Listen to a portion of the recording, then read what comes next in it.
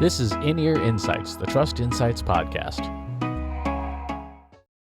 In this week's In-Ear Insights, Katie is off this week, so we have special guest star John Wall on the show. And I figure we should take some time to talk about and walk through Google Search Console, because I would guess that for a lot of folks, it's been a hot minute since you popped your head in there. In fact, John, when was the last time you looked at Search Console for Marketing Over Coffee? Yeah, I think it was 1960 something. This is like one of our classic, no shoes. The shoemaker's kids have no shoes. You know, it's going to show like how horrible it is in there, like stuff I should have turned on 5 years ago. So we should have a good time. So we're going to go through this. If you're just listening to this episode, we'll do our best to narrate, but I definitely encourage you to pop on over to the Trust Insights YouTube channel. If you go to trustinsights.ai/YouTube, you will be able to see the stuff that we're showing on screen. If not, that's fine. So Search Console, if you're unfamiliar, Search Console is Google's way of telling you, the website owner, what it thinks of your website. So I'm going to go ahead and share my screen here. And this is the first thing you see, the overview. We're looking at the Marketing Over Coffee podcast website. We can see, generally speaking, like what kind of performance the site has gotten, how many clicks from search it's earned on any given period of time, the coverage, which tells you how many pages Google thinks there are, and then the type of experience and enhancements and all that stuff. So the purpose of Search Console is to help us make our sites better for Google. And the better that Google likes our sites, the more likely it is we should rank well and be able to get traffic out of Google. So the first place from a maintenance perspective we want to look at is coverage. So I'm going to go to the left-hand menu here. There's three sections. Index, which is the section, is essentially Google saying, hey, here's what I think your site's about. So I'm going to click on coverage, and coverage tells us how many pages it has indexed. Remember, there's three sections to Google's processing websites: crawling, which is figuring out what the site is; indexing, which is downloading the site and analyzing; and then ranking, which is the search results. So this is sort of the middle section of that process. And we see here the primary crawler is the smartphone. That's interesting. That's Google's way of saying, hey, I'm analyzing your site from a mobile first perspective, which, again, when we think about it for a podcast, it's probably a good thing. Yeah, that was one thing about 3 years ago. Last time we did a fresh coat of paint, I just went with a full mobile template because I just figured, the majority of people are on the phone. And for some background too, the primary traffic for the podcast is through iTunes and Stitcher and these other things. Like, there's actually very little traffic to the website, given for a podcast that gets 15,000 downloads an episode. You can see here there's 800 pages, and only a good month for us is like 1,000, 2,000 sessions. So and I do have to also say, especially for people that aren't sharing the screen, there are no huge red banners at the top saying like your site is going to get kicked out of Google in 4 days or any of that stuff. So it's just like, I'm already like thrilled that there's nothing on fire. So that's cool. Exactly. So this section tells you pages that have errors, pages that are valid with warnings, pages that are valid, and then pages that have not been indexed. And the one thing that we'd want to check here is what's in the excluded box, which is the largest number. Why are these pages excluded? A lot of them are either redirects or there's an alternate page. So with WordPress sites and blogs in general, you get a lot of pages like /author, /category, /tag, and and stuff. And obviously those are pages that are duplicate content. So this, having this many excluded pages is not a bad thing. What we want to be on the lookout for are errors. Things have just gone sideways. We want to know. In this case, we have no errors to look at here, so things are good. So that's coverage. Second thing we want to check is there a sitemap? Do we have a sitemap? That's a good question. There, like 10 years ago, there was definitely some XML up there, but in the 5 subsequent upgrades. Okay, let's check to see. But typically, sites will have something at sitemap.xml. So we do have a sitemap. Yeah, all right, there we go. But Yoast for the big winner. Yoast is always watching out for us. Exactly. So now we need to put that sitemap URL in here so that Google knows. If we told Google about it, that would be even better. Exactly. And, that's a really important point, because you may have pages on your site that are not easily accessible, that may be buried pretty far down. You still want to have Google know about them. So it's going to, so we've submitted it. It says Google was successful in reading the sitemap, and so far has not discovered any new pages. One thing that used to be a thing we would do in the past that's no longer the case is you used to be able to submit a sitemap to trigger Google to recrawl a page. That no longer works. If you want Google to relook at a page, you have to submit it for URL inspection instead. So I'm going to go ahead and pull up the most recent episode here. Go back to Search Console, and on the top left-hand corner, there's a URL inspection. You can put that URL in, and Google will try to retrieve it, and then test live rel. And if it's changed, you can request that page to be re-indexed. If you've done some major changes to it or something like that, you throw that in. But this is a good test that you should always do at least once on a piece of content, just to make sure that if you've got a template, like a blog template, that Google is seeing it correctly. In this case, we're seeing mobile usability is good, AMP is valid, breadcrumbs are working, site links are working. So the page is actually in really good condition. So we're 2 for 2 so far, John. Yeah, that's great. And I didn't realize that. I knew you could kick it to go see a page, but it actually gives you some real feedback on individual pages as far as what's broken and not working. So yeah, that's very cool. Exactly. The third thing in index is removal. Are there things that you want to urgently remove from Google search that should not be there? So like that time that the intern loaded their adult comic books PDFs to the website by accident, you want to say to Google, get that out of there. Yeah, any of the junk stuff. So we're in pretty good shape in that we haven't had the stuff that was horrible was just straight out deleted. So there's nothing in there that we've had to fight over. Exactly. And there's 3 things. There's temporary removals, just get something out. This is made for news organizations to retract a story if there's something obviously wrong. Outdated content, and then safe search filtering, stuff to remove that violates adult filters. So again, 3 for 3 in indexing, site is in good condition. Now we get to the really interesting stuff. 2 months ago, Google said, we are changing how all these different page metrics work in terms of the quality of the page. And as of this month, June 2021, they'll become part of your ranking factor. So if your website delivers a bad experience, Google will say, guess what? We're going to demote you in the rankings. So on the left-hand side, under the experience menu, is the new page experience thing. And what we see on screen here, let's say we need a buzzer, a soundboard with different applause. I know we need crowds cheering for the motley crew tearing it up for 100% good page experience. Exactly. So we got 100% good URLs, 29,000 impressions, and we see a chart here of the number of URLs and then that deliver a great experience, and then the impressions that they give. So this is a really, really healthy website. And what comprises page experience are 5 things. Core web vitals, which are very technical aspects of the site. The largest object on a page, how much a page moves around when it loads, things like that. Mobile usability, which is how the site appears on mobile devices. Security issues like, hey, you've got malware on your site again. And whether your site is secure or not. Does it use HTTPS exclusively? And the 5th one, if you're running ads and you misbehave with what you do in Google Ads, that counts against you too. All of these things combined create this page experience signal, and this is what goes into the ranking algorithm. So if this page, when you load it up for your website, is not 100%, you got some work to do. I'm going to flip over here to my website because I've got some bad pages, so we can take a look at what this looks like. So for me, mobile is good, security is good, HTTPS is good, but I've got 19 pages that are failing on Core Web Vitals. So I'm going to go ahead and click through this and see, where am I falling down? What am I failing on? I am failing on this Core Web Vital called LCP, largest contentful paint.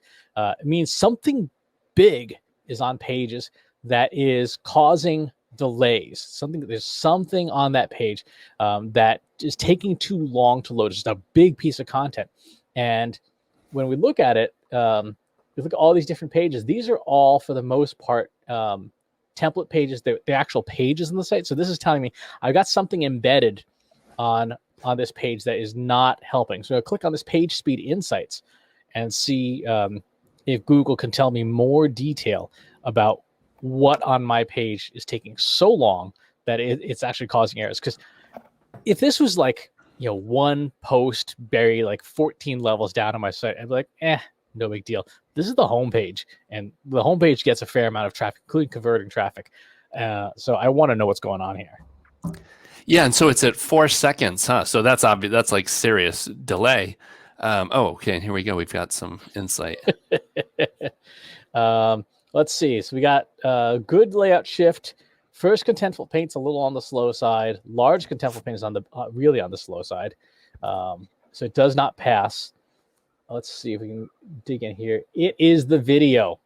It's the homepage video. So that big slider is a major thing. And then we got a bunch of unused JavaScript. So it looks like some of it's the template, some of it's some tracking stuff and things. So I've got a fair amount of stuff here that needs to be cleaned up. So you can see here through this diagnostic, and we're looking at page speed insights, which is just a mass of red marks. It's like when you fail a test at school, it's just, the page is marked up with red everywhere. But this does a really nice job of outlining, here's all the things that are causing issues. So ironically, the blocker is the YouTube video embedded in the page. Yeah, isn't that ridiculous, though? You would expect that to be a healthy and robust script. What, is that just not the case? Or? Yeah, it's the YouTube base code, the part of their JavaScript player. So I have a couple of choices there. I could not have the video there, or I could find some way to play that video that didn't involve YouTube. If I wanted to make that particular error go away. And then we have a bunch of other stuff that shows all the things are running. JavaScript execution time. Again, that's that YouTube code that's running really, really slowly. The other thing that we could do potentially is log into a CDN, a content delivery network, like Cloudflare, for example, and see, could I force it to cache YouTube scripts and serve them up faster than YouTube itself does? That's a possibility as well. So what we've seen here is we've seen something that Google thinks is bad in our core web vitals. And as we walk through this, it becomes pretty clear what it is that we need to fix. So this is the thing that I'm really happy about in Search Console, is that Google doesn't make it difficult for you to know, oh, this is what's screwed up. Yeah, that's great that you can dig down. It just blows my mind that YouTube would be I was totally expecting, especially since it was your website, to have like JavaScript from like 20 marketing automation solutions that you tested and gave up on, and some of them would be like totally dead too, where they'd be like timeout after 90 seconds. But nope, it's YouTube. So it's interesting. It's one thing I could think about doing if I absolutely positively had to make the homepage faster would be maybe have thumbnails or stills of the video on the page in like a gallery, and you click through and go to a video player page where it's off the homepage. That might be a solution I could look at there if I cared, which I don't. Okay, let's look at mobile usability, which is the third part of the experience here. And again, this is looking at how many pages are mobile friendly on your site. And this is one of those things where if you've got pages that are not mobile friendly, you got to fix them. Particularly if you are, as we saw at the beginning, on that smartphone crawler first, where you're a mobile first site, you got to get your mobile usability in good condition there. Now, there's a couple other things in here that will vary based on your site. So one of them is AMP. So if you're using AMP, the AMP Accelerated Mobile Pages, Google will tell you what things it notices that you could be doing better with AMP itself. So in my case, I've got some smaller images that aren't great. And obviously then it will tell you the pages that are doing well. AMP is really good if you are serving up stuff, if you're like a mobile site. So if you've got a strong content marketing program where you're functioning like a news outlet almost, you really want to make sure that you have AMP installed and working correctly. We also have the Sitelink search box. If you have searches, you have search available on your site, this will tell you whether your site search is working correctly, which is always a nice thing. And then in performance, so performance is where we go to look for results. I'm going to switch back to marketing over coffee real quick here for a second. So let's look at our performance. So for marketing over coffee, we see clicks, impressions, click-through rate, and position as sort of the top metrics you can look at to see how, what kinds of stuff you're doing. So the one here that's is a little concerning is average position is kind of on the low side. We would obviously like that number to be closer to position 1. With this report, you can do a lot of filtering. So like if I wanted to filter this report just on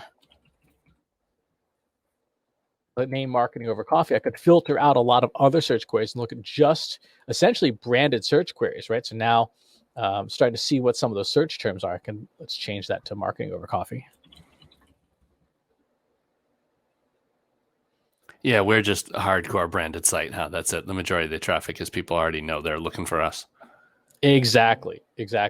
Now, if you are trying to build a dashboard for like public relations or media buying or anything that's brand related, you just got the easiest way to do that. You put in the brand here, filter it, and now you've got essentially a branded search report that tells you what kind of branded search performance you're getting. And you can see here that the average search position went to 1, right? Because we're filtering on just the name. We're number 1 for our name. If you put your name in here and you're not number 1 for your name, yeah, you got some work to do. Exactly. So let's go ahead and clear that for a second. So in performance, you obviously can see a lot of different details. You can see what queries, what terms you're getting clicks for. And again, these are things that these are terms that you don't want to be ranked for, you've got some issues. On the other hand, if you've got strong brand strength and you've got some really good content, you'll see what's happening there. You can see the pages that attract those clicks. The home page is first, the most popular episodes page, which is good. The first time visitors page, which is good. So we'd like to see those introductory pages. If this was a traditional marketing site, these would be essentially top of the funnel, nurture pages to get people to land on them and go places. We also see things like countries, devices, search experience, what kind of page use, so AMP results, etc. To see how often you're showing up in AMP. If you're showing up in video results, so if you've got YouTube videos on your site, you might want to see those appear there. And then, as I was saying, the one thing that's really powerful with this is that you can then hit export and dump all this data into spreadsheets. You get as a big archive, and you can do data processing on it, match it up with data from your SEO keyword tools, and see where are the gaps. So what things do you see about your site that you think should be in there that aren't? Okay, go figure out why. So that's more or less a tour of Search Console and what you can do with it these days. So the performance section is really useful. Indexing tells you what Google sees your site looking like. Experience tells you what Google thinks your site is about. And then performance tells you, this is how Google is rewarding or not rewarding you. The one other thing I will add is that if you are a really strong content site and you are publishing a lot, you may be eligible to enter yourself into 2 additional types of things. One is Google Discover, which is when Google says you might also be interested in, or sites related to this, and you'll show up there. So for my site here, I'm going to click on Discover, and you can see what kind of traffic I'm getting from Discover itself. Where am I appearing? What countries am I appearing in? Things like that. So that's really useful for me to tell. Okay, is Google intentionally sharing my website with other people that are not searching for me, right? It's almost like broad match search and pay-per-click advertising. Okay, well, this looks like you might be interested in it. And then again, if you are a strong publisher, you can enter yourself into Google News as a credible news source, and then you can see if you are showing up in Google News for things that, news stories people care about, you would show up. You would see this data in here. In this case, apparently I'm not writing about anything that is newsworthy enough to show up, but at least my site is an accredited news source. Now, would you get hits on that for AMP? Because I thought, so there's obviously the AMP that we all work with, and it's basically optimizations because you're making it fast. But I was under the impression that the other thing with AMP was that it would allow Google and some other engines to basically scrape your stuff, and it would automatically be formatted for these AMP boxes that show up in all kinds of places. So would that be showing up over there? Or? That it depends. So it might show up in Discover, and it might show up and Google News is specific to Google News itself. So if you are an accredited news source with Google News, it will show up here as opposed to in Discover. Okay, so yeah, so you could if you're doing top end news, like this could be a huge page for you. Exactly. Yeah, if you are the New York Times, you want to see this be popping. If you're the New York Times and this page, which is full of zeros, for those who are listening, is what you see, you're in trouble.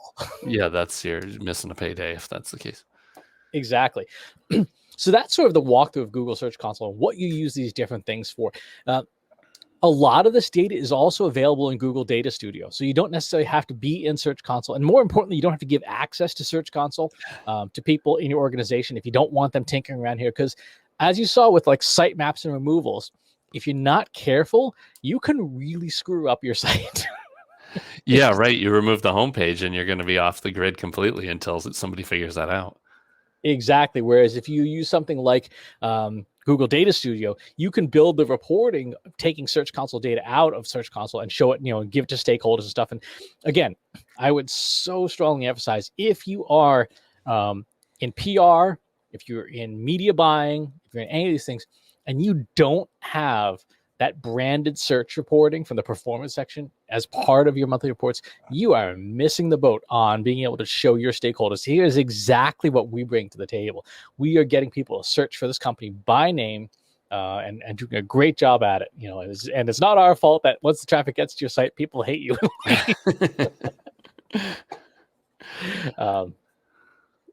So that's what to do with this. Take the data, make use of it. If you know there are certain pages like landing pages for campaigns, by the way, I would so strongly emphasize you put in your top landing pages in the URL inspector, and like here, my newsletter page, it's not in the index. Better fix that. That's bizarro, huh? What? Well, again, Google only knows what we give it. And like we did the recent show on UTM tracking codes, which we jokingly say stands for "You Tell Me." Google's the same with Search Console stuff too. If you don't tell Google the high value pages, it might not know to index them, right? Because there's this concept in search called crawl budget, where Google crawls a certain amount of time on any given site and then moves on and goes to the next thing. And if the next thing isn't your site, there were pages that didn't get indexed. So this here now says this was added to priority crawl queue. Please don't do this over and over again. It only works once. But now I've been able to say this is an important page.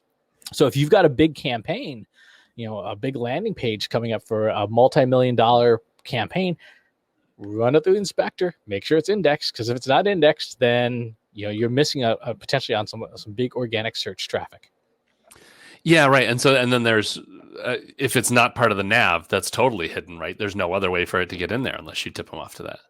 Exactly. So you want to make sure that it's in it looks like sitemaps might be having issues. No, all my sitemaps are there, and they've last permit. Okay, it's good. So all my sitemaps are there. It's weird that my newsletters page wasn't pulled up that way, but you know what? We found it, we flagged it, and here we go. So key takeaways: use Search Console, right? Use the sections based on what it is that you're trying to get done. Use the data for reporting.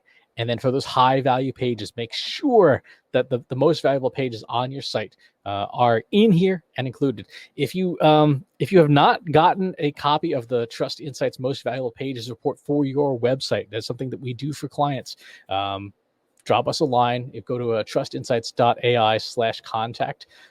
We can talk through what that would involve. But then you, again, take those most valuable pages that move people towards conversion, put them through the URL inspector, make sure they're indexed. If you have comments or questions about anything we've talked about in today's episode, please head on over to trustinsights.ai/analytics for marketers, where you and over 1,800 other marketers are asking and answering questions all day long. In fact, we're just talking about a question, doing click-through tracking on email attachments. For one of our members was asking how to do that. So make sure you go and sign up. It's totally free to join there. And wherever it is you're watching or listening to today's show, go to trustinsights.ai/TI podcast, especially if you want to see the video version. If you're listening on audio, see the video version of this over there. Thanks for tuning in, and we'll talk to you soon. Take care.